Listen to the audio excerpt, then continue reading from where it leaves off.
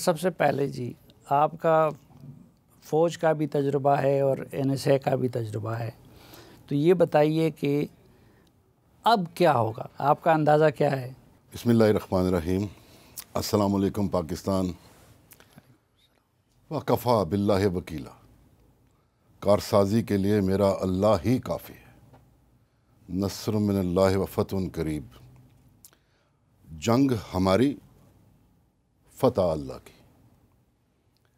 بہت شکریہ آپ نے مجھے بلایا اور ساتھ جتا بھی دیا کہ میں گریز کرتا تھا۔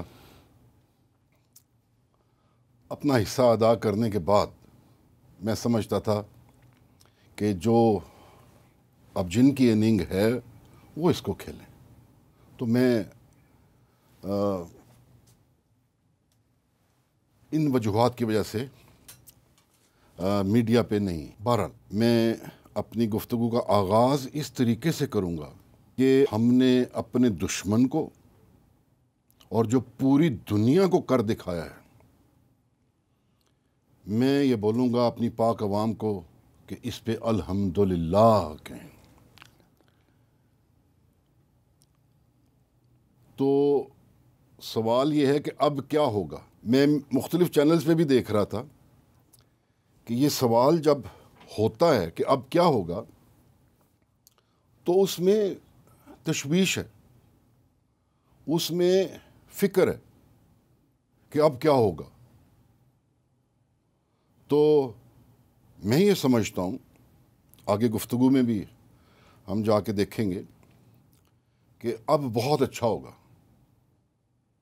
اور وہ جو اس وقت کے فرعون نے جو ہم پہ حاوی ہونا چاہ رہا تھا، اس کو ہم نے گلے سے پکڑ لیا۔ تو بالکل ابھی اس چیز کی فکر نہ کریں کہ اب کیا ہوگا۔ دراصل جو چیز درکار تھی وہ آپ نے کر دی ہے، اور جو بھی ہوگا آپ اس کی بھی فکر نہ کریں، کیونکہ یہ صرف فرسٹ فیز تھا جو ہم نے کیا، یہ صرف فرسٹ فیز۔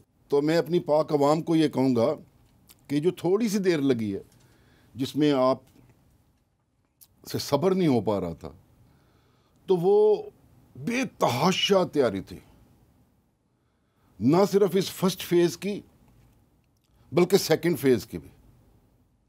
تو فرسٹ فیز کیا ہے، ذرا دیکھتے ہیں کس رخ چیزیں بیٹھتی ہیں، تو پھر ہم جو ہوگا اپنی ٹرمز پہ کریں گے۔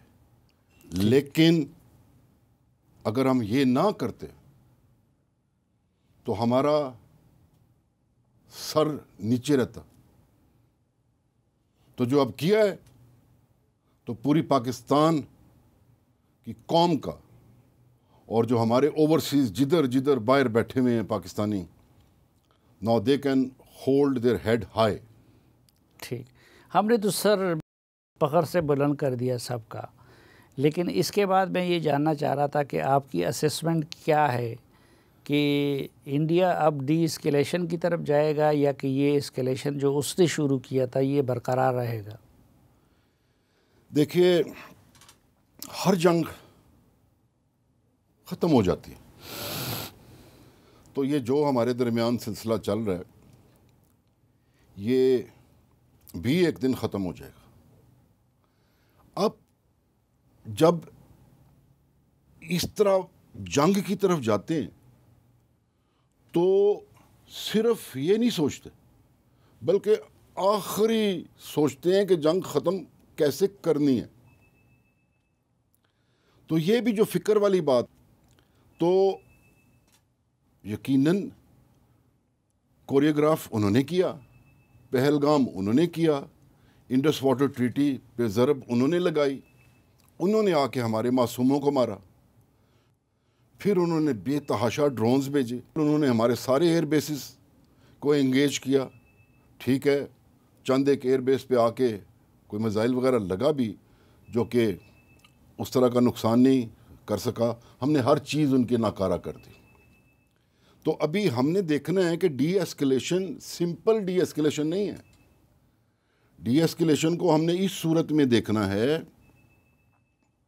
کہ یہ جو ہر 2-3 سال بعد اپنے ملک میں خود ہی ایک چیز کر کے تو ہماری طرف چڑھائی کر دینا، تو ایک تو یہ بات طے ہے کہ اب دوبارہ یہ کام وہ نہیں کر سکتے، یعنی کہ ہم نے اس چیز کو نیو نارمل نہیں بننے دینا، اور یہی ہماری سوچ تھی، یہی ہماری اسٹریٹجی تھی۔ دوسری جو انڈس واٹر ٹریٹی پہ جو انہوں نے کام کیا ہے یونیلیٹرلی، اس کو ان کو ریڈیم کرنا پڑے گا، یونیلیٹرلی خود ہی بحال کرنا پڑے گا، ورنہ ہم نے بہت کلیئرلی صافی صاحب ان کو سمجھا دیا کہ ایکٹ آف وار ہوتا کیا ہے، تو ہم نے ان کو بہت ساری چیزیں سمجھا دی ہیں اس پورے موقع میں، تو سمجھ جائیں تو بہت بہتر ہے۔ دوسرا ڈی ایسکلیشن میں یہ بھی بڑا ضروری ہے کہ جو انہوں نے ہماری سرزمین پہ جو ٹیررزم کے نیٹ ورکس اور سارا سلسلہ چلا رہے ہیں کے پی میں اور بلوچستان میں، ان کو اس سے بھی پسپا ہونا پڑے گا۔ تو فیوچر میں جو ڈی ایسکلیشن کو ہم دیکھ رہے ہیں وہ صرف اس موجودہ صورتحال کو نہیں دیکھ رہے، ہم یہ دیکھ رہے ہیں کہ ڈی ایسکلیٹ جا کے کرنا کدھر ہے، اور قومی غیرت کے تمام تقاضوں کو پورا رکھتے ہوئے ہم نے اس کو ڈی ایسکلیٹ کرنا ہے۔ ٹھیک، یہ تو ڈی ایسکلیٹ کرنا ہے۔